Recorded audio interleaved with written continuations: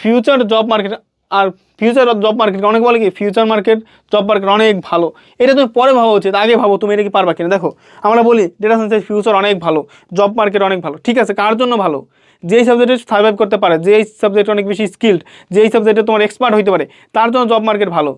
ধরো একজন এই ডেটা সায়েন্সে ভর্তি হইলো, কিন্তু সে এইখানে সার্ভাইভ করতে পারলো না, ভালো রেজাল্ট করতে পারলো না, ভালো কিছু শিখতে পারলো না, তার জন্য যতই ডেটা সায়েন্সের জন্য জব মার্কেট ভালো হোক, তার জন্য কিন্তু ভালো না, কারণ সে আসলে কিছু শিখতে পারে নাই, সে সার্ভাইভ করতে পারে নাই, ঠিক আছে। তাহলে এইটা দেখা যাবে না যে এটা জব মার্কেট ভালো। দেখো আমরা বলি সিএসসিতে বলে গুগল, অ্যামাজন, তোমার মাইক্রোসফট এখানে চাকরি পাওয়া যায়, কিন্তু আসলে চাকরি পাওয়া যায় এটা সত্য,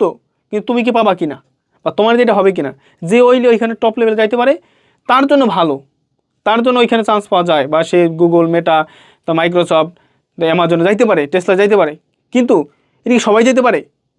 যার এখানে এক্সপার্ট হইতে পারে সে যাইতে পারে। তাহলে শুধু এরকম শুনলে হবে না, যাহলে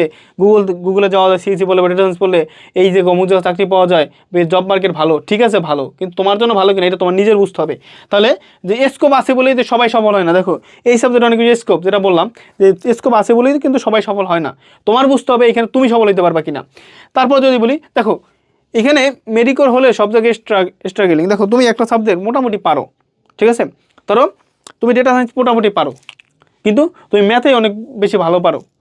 তাহলে তোমার এই যে ম্যাথে অনেক বেশি ভালো, তার মানে তুমি স্ট্যাটিস্টিক্সে মোটামুটি হওয়ার চেয়ে ম্যাথে অনেক বেশি ভালো হওয়াটা অনেক বেশি জরুরি, ওইটা অনেক বেশি ভালো তোমার বেনিফিটেড। ধরো তুমি যে কেমিস্ট্রিতে অনেক বেশি ভালো, কিন্তু তুমি সিএসসিতে মোটামুটি, ঠিক আছে, তাহলে তোমার কি ওই সিএসসিতে মোটামুটি হওয়ার চেয়ে তোমার ওই কেমিস্ট্রিতে অনেক বেশি ভালো হওয়াটা অনেক বেশি ভালো, কারণ কোনো সাবজেক্টে মিডিয়াম হওয়ার চেয়ে কোনো একটা সাবজেক্ট টপ হওয়া, ধরো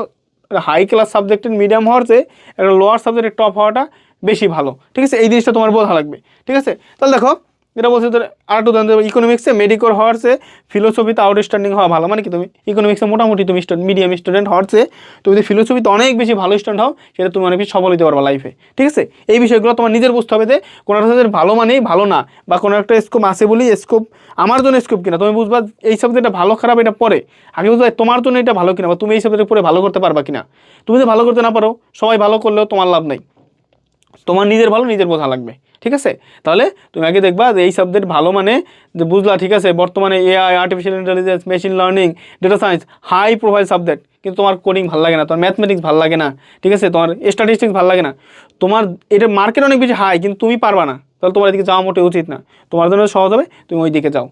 কারণ রিয়েলিটি তোমার নিজের ভালো নিজের বুঝতে হবে। হাইপ থেকে দূরে থাকো, হাইপ উঠলে হাইপের পিছিয়ে দৌড়ানো যাবে না, ঠিক আছে, সবসময় হাইপ ভালো কিছু আনে না।